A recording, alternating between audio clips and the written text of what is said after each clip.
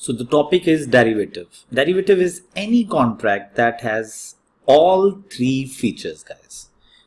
All three features. The first feature is its initial cost should be zero or nominal as compared to other contracts that has similar response to changes in market value. What does it mean, guys?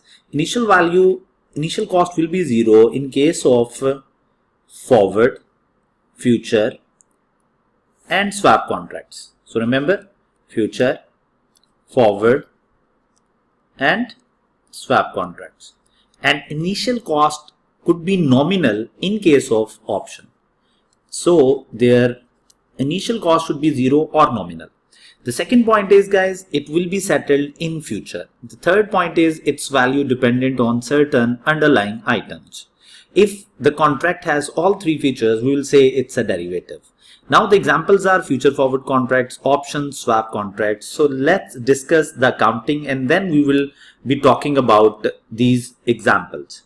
The accounting treatment is very simple. You have to classify them and you have to do the accounting at fair value through P&L. It means you have to show fair value in statement of financial position and any gain or loss you will take towards P&L. So gain loss will be charged to P&L and the fair value will be shown in statement of financial position. Now initial and subsequent measurement at fair value and any gain loss charged to P&L. Now guys, if we have a derivative, it could be our financial asset and it could be our financial liability. Just assume that we have a future or forward contract and it is standing at gain. It means it will produce a gain for us. It is expected, and now the position is that the contract is standing at gain, then it will be our financial asset. But if the derivative will stand at loss, then it's our financial liability. So it could be your financial asset, it could be your financial liability. So just let's talk about the examples. The first example is future or forward contracts. What is future forward contracts, guys? Contract to buy or sell in future at specified price, at specified quantity, and must have ending or pre-specified date. So guys, it's a contract to buy or sell. Initial measurement will be zero. This is important that whenever you are dealing with forward or future contract, you have to recognize them initially at zero. Subsequently, it will be at fair value. Now, usually in future forward contracts, you won't have a fair value available in the question. If the fair value is not available in the question, how you are going to calculate the fair value of the future or forward contract? Fair value will be calculated, guys, as a market value of underlying item, and you need to deduct the contract price of underlying item. The difference between them will be a fair value. It could be your asset, it could be your liability. How we are going to decide it's an asset or liability? Obviously, we have already discussed if it's standing at gain, it will be asset. If standing at loss, it will be a liability. Just take an example. Just assume that you entered in a contract to buy. This is important, contract to buy. If you have entered in a contract to buy any unit, guys, it may be gold, it may be cotton, it may be oil, it could be anything. If you have entered in a contract to buy some quantity of units at $20 after 3 months, okay. Now the contract price is 20. So this is 20, guys. Now, after some time, if the fair value of that contract is 21, then this is the market value of underlying item. So what will be the value of your derivative? It will be 1. So it's a fluctuation in value that will be allocated to the future and forward. It's not a contract price of underlying item. It's not a market value of underlying item. That's why we are saying that its value is dependent on certain underlying items. Why? If underlying item market value will change, obviously it will be your fair value. So if guys, the market value of underlying item is 22, obviously fair value will be 2. So you need to compare the market value of underlying items means fair value of underlying items, and you need to compare it with contract price of underlying items. You will get a fair value of the derivative. Now, how we are going to decide that it's an asset or liability? You need to check. In a contract to buy, if the prices are increases, guys, it's your benefit. It means it's standing at gain and it will be your financial asset. If in a contract to buy, the prices are decreasing from your contract price, it's a loss and it will be your financial liability. Okay, we were taking example that if we have a contract to buy at 20 and now the market value of that underlying item means the things that you are going to buy in a contract. So if the underlying item market value is 22, because the price is increasing, so we have a $2 financial asset, because its increase in value will be your benefit. But what will happen if the fair value is 18? Now, because there is a decrease in fair value, so it means it's your financial liability. Now guys, in a contract to sell, you need to think in reverse situation. Like if in a contract to sell the prices are decreasing, it will be your benefit, because you have a contract to sell and the prices in decrease in prices will give you some benefits. If there is increase in prices, it's a loss. So it means this will be your financial asset, this will be your financial liability, and any movements between these values will be charged to P&L guys. So initial measurement at 0, subsequent measurement at fair value. You can calculate the fair value, and in contract to buy you will check whether we are standing at gain or loss, and you are going to treat it as asset or liability. In the same way you are going to treat it in a contract to sell. Then guys, if you are settling these contracts on net basis, it means you are just settling the fluctuation. You are giving or you are taking profit, or you giving away your loss. Then the journal entry will be your asset will be de-recognized, and the cash received, there will be cash received at the end. In financial liabilities, you have to pay the fluctuation, your liability will decrease, and you have to pay cash. So the entries are again simple. It's simple settlement from the asset or for the liability. Then guys, we have option. The second example is option. And what is option guys? Option could be call option or put option. Call option means you have right to buy, and in put option you have right to sell. And in call option guys, if there are increase in the prices, it will give you a benefit. If in a put option, if the decrease in prices, they are your benefits. And we have already learned this concept in forward future contracts has. So whenever you have a right to buy, obviously the increase in prices will give you benefits. It will be your financial asset, and if the prices are decreasing, it will be your financial it could be your financial liability. But guys, if if we need to do the accounting, obviously the initial recognition will be at fair value. The fair value, we have some fair value of option, because if we are talking about the perspective of option holder, this is the right. Okay, and for every right you have to pay something, so it means you have paid some cost. It will be considered as its fair value. We also call it premium paid for the option, so it will be recognized at initially premium paid. Subsequently guys, we are going to treat it at fair value. This fair value will be given to you guys, and any gain or loss will be charged to P&L. Now guys, we have a swap contract. In a swap contract guys, if we are talking about swap contract, it's a series of future or forward contracts. So we have a lot of future or forward contracts in one contract combined. So just remember what is the accounting of future or forward contract. So initial value, it's at 0. Subsequently it will be measured at fair value. Fair value will be given guys, and any gain loss will be charged to profit and loss. So we know the accounting of all these derivatives are at fair value through profit and loss. Now guys, in swap contract, if you have a interest rate swap, it means maybe in every year you have to settle the difference between interest that is promised and now the market rate interest. So maybe there is some interest received or interest income, and obviously if there is any interest payments or interest received, it will also be charged to P&L as income or as expense.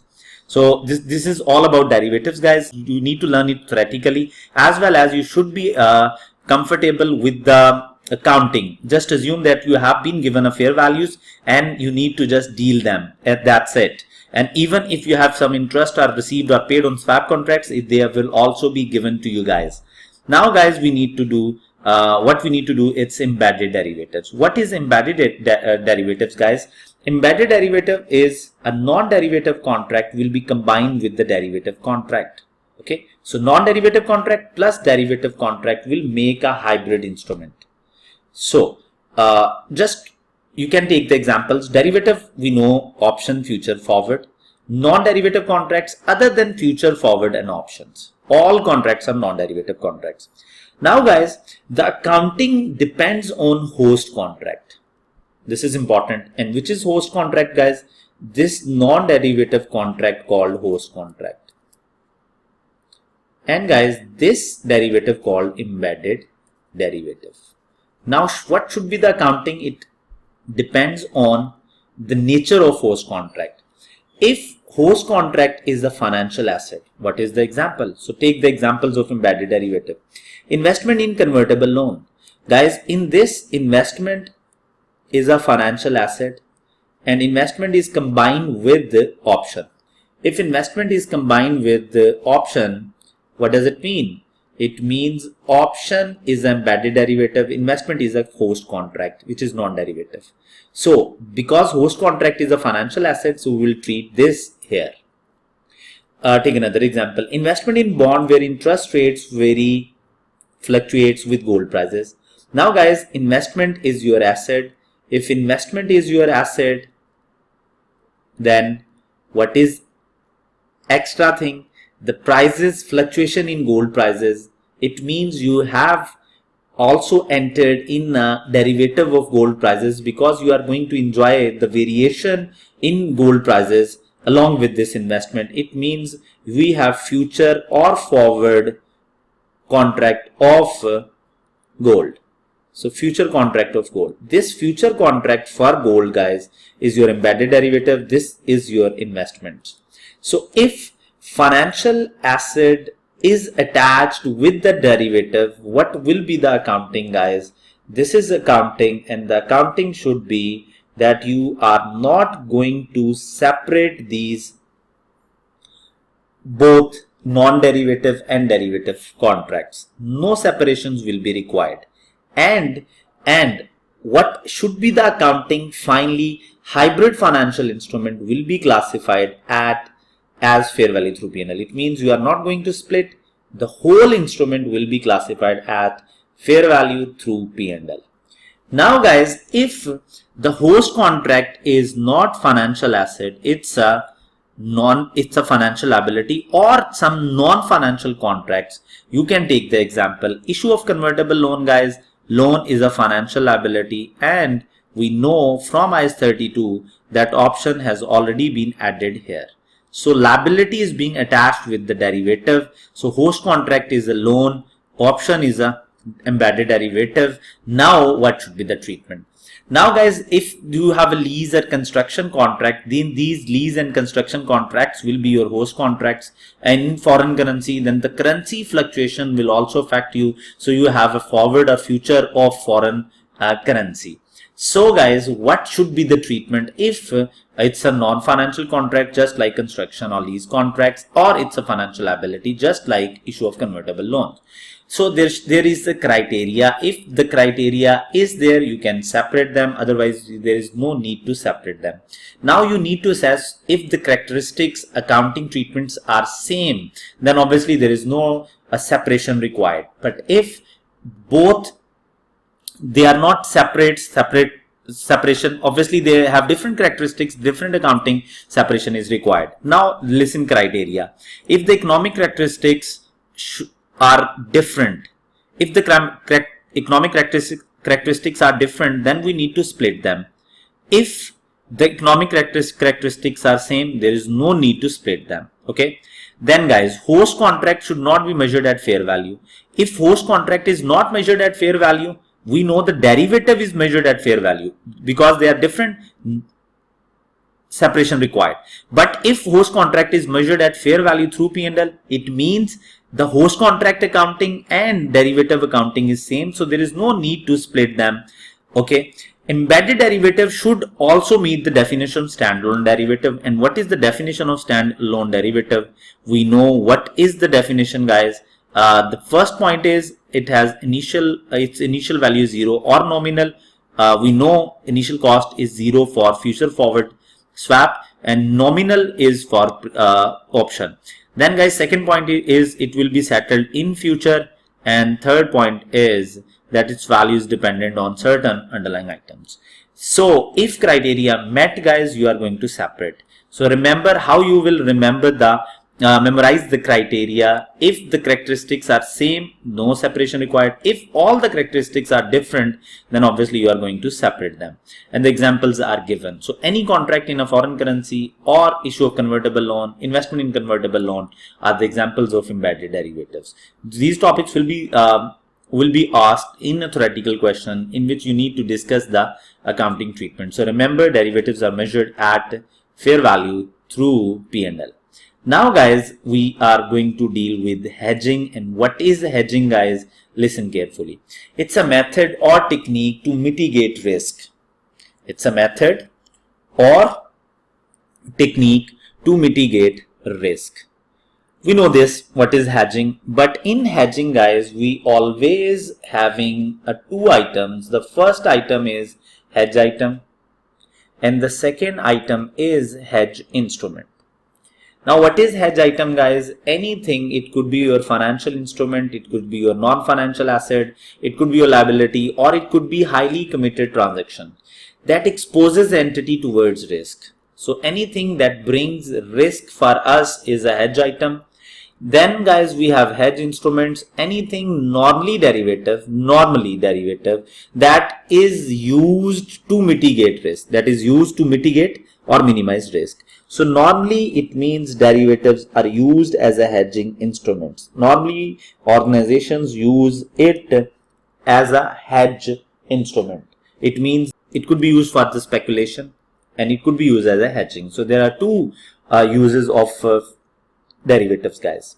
Now guys, what is hedge item? You can take the example. Example is very simple, guys. What is example? Look, you have investment, guys, of $50 million, and now you are concerned with that this investment fair value may decrease. So this is the investment, your financial asset, that brings a risk to you. If that brings a risk to you, it means it's a hedge item. You have inventory, you have some property in which you are concerned with the decrease in fair value. It means these properties, these inventories brings risk to you. It's a hedge item. Now guys, what you are going to do? Now remember how derivative could be used to hedge this risk, to minimize this risk. We just learned that derivative of contract to sell or option to sell, put option, or derivative future or forward, in which we have contract to sell. In those contracts, we will be on gain, we will be standing on gain if there is a decrease in fair values. So because risk is that the fair values could decrease, the fair value of investment could decrease, it means what you need to do, guys, you can enter in a future contract to sell,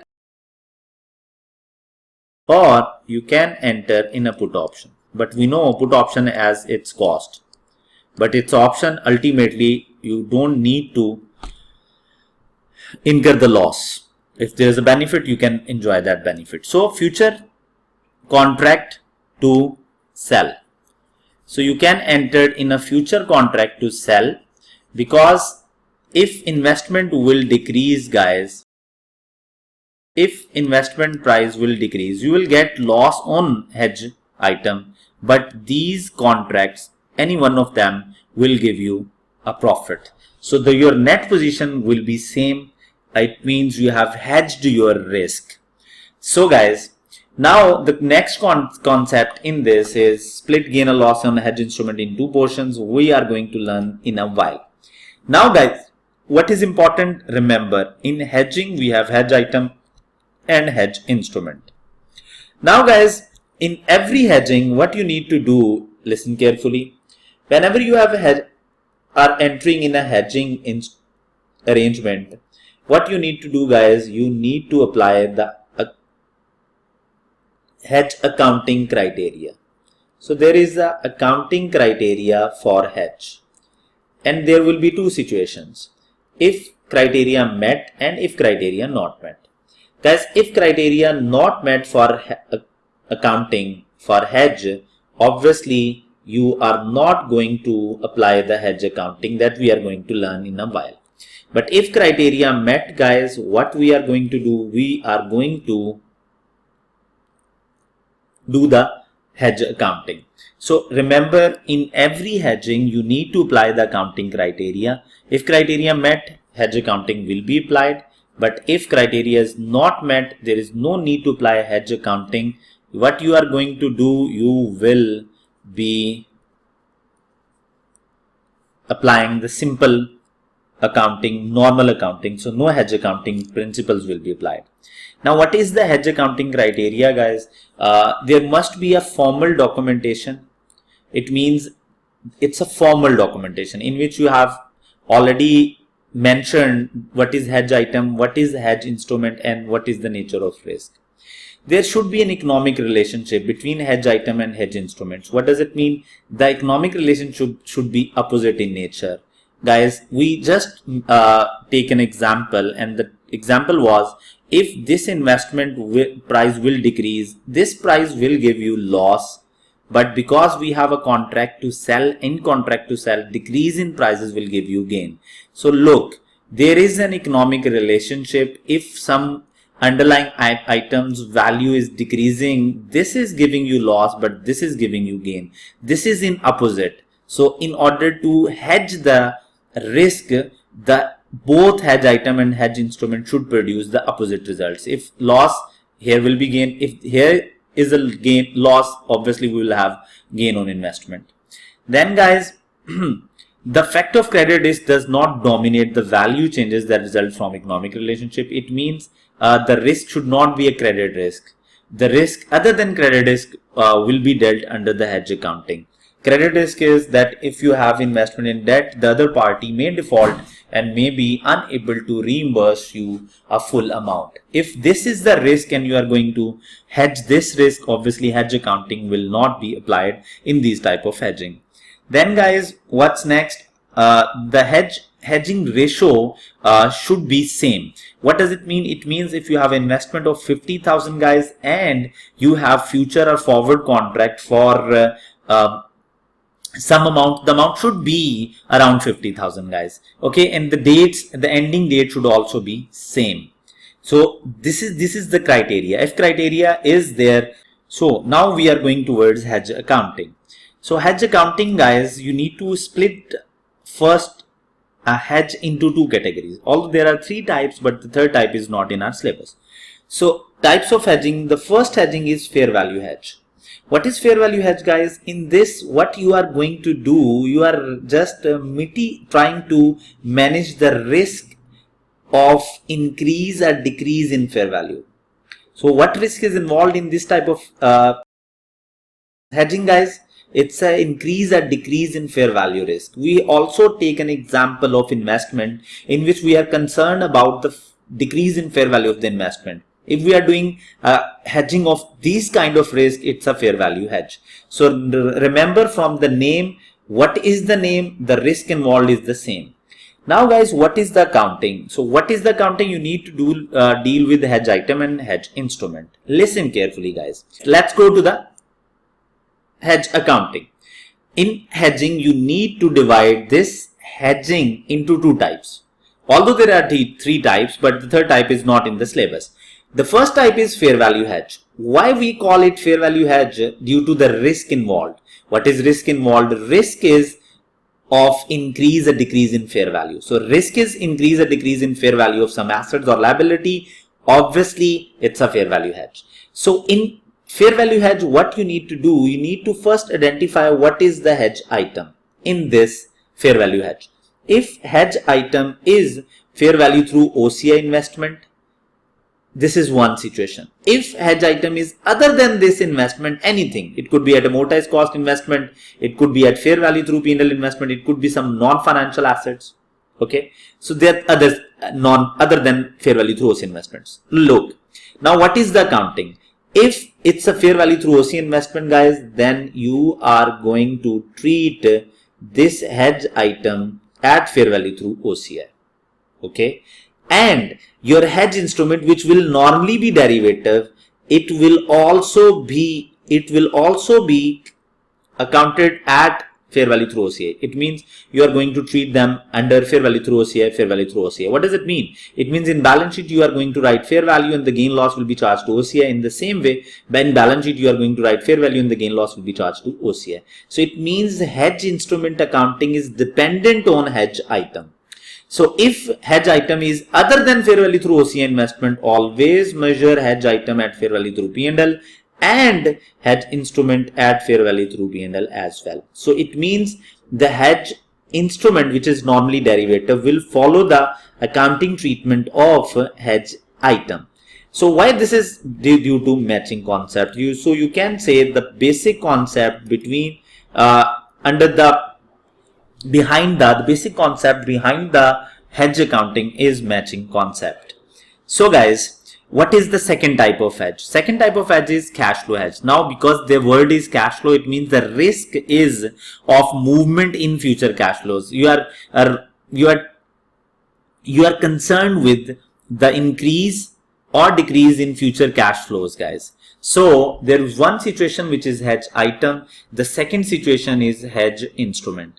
Now guys, because this is the future cash flow, it means the risk is due to future cash flows. This future cash flow is not within your books. So it means hedge item is not recognized in financial statements. The cash flow, when the cash flow will incur, obviously you are going to recognize the hedge item. Before that, you are not going to recognize. It means the hedge item is not recognized in financial statements. Now, what about hedge instrument, which is normally be a derivative in our questions? So, guys, what's next? Guys, it will be recognized at fair value. Now, if it will be recognized at fair value, there will be some gain or loss. You need to split this gain loss into effective and ineffective portion. So, ineffective and effective portion. Just think that you know what is effective and ineffective. Effective portion will be charged to OCI and ineffective portion will be charged to P&L. Okay. Now the question is how we are going to split between effective and ineffective, guys. So just take an example. Although we don't have hedge item in our books, but we can ascertain the gain or loss on that hedge item. So you can ascertain the movement in hedge item that will be ultimately your loss or your profit. So we have hedge item and hedge instrument. Just assume that the situation is we have 10 gain. If we have a gain on hedge item, obviously we will be having a loss on hedge instrument because there should be opposite economic relationship between them. So if one thing is producing gain, the other thing should produce a loss. Otherwise we will not be applying hedge accounting. Now guys, because this hedge instrument is producing 11 loss, which is more than hedge item. So up to hedge item, remember line, up to hedge item, it's a effective portion, but more than that is ineffective. So it means the one will be charged to P&L and the effective portion will be charged to OCI. Now, if we take the reverse situation, which is 10 loss and 12 gain. So what is now we have a good thing, but still the 10 up to hedge item is effective and over and above, which is 2, it is ineffective. So ineffective will be charged to P&L. What will happen if here we have a 10 loss and here we have 8 gain? Now because it's not over and above hedge item gain loss, it means it's the total amount is effective. There is no ineffective portion. So it means the basic concept is hedge instrument should not produce anything extra than hedge item because we just developed these hedge instrument in order to hedge the risk of hedge item. So it should not bring anything extra. So guys, all effective portion, so you need to bring them. Now guys, the effective portion will be charged to OCI, but you need to classify this towards P&L when hedge item will be recognized. So when the cash flow will come, ultimately maybe you are going to recognize some asset or maybe you are going to recognize some liabilities. So just imagine you have a contract to buy an asset in future in foreign currencies. It means the risk is that in future you have to pay more due to foreign currency fluctuations. You entered into hedge in order to avoid the risk of movement in cash flows. Hedge item is not there, but when you will buy the asset, obviously you are going to recognize some asset in the books. And obviously at that time, what you are going to do, you are going to reclassify this gain and loss from OCI towards P&L. But there are two ways to do that. First, you are going to reclassify towards P&L as hedge item is charged to P&L. It means the asset or liability arise due to hedge item. So the other way is you can adjust all the gain loss in the carrying value of asset or liability that arise due to hedge item. So there are two ways to send them back towards P&L. The first way is always classify every year, every quarter from OCI towards P&L, and the other thing you can adjust in the carrying value, and that's over. So this is purely, again, this will come as a theoretical portion, but it could come in a numeric portion in which the values will be given. You will be and you will be treating the gains and losses, and that's it. So remember the overall theoretical framework of derivatives and hedge accounting.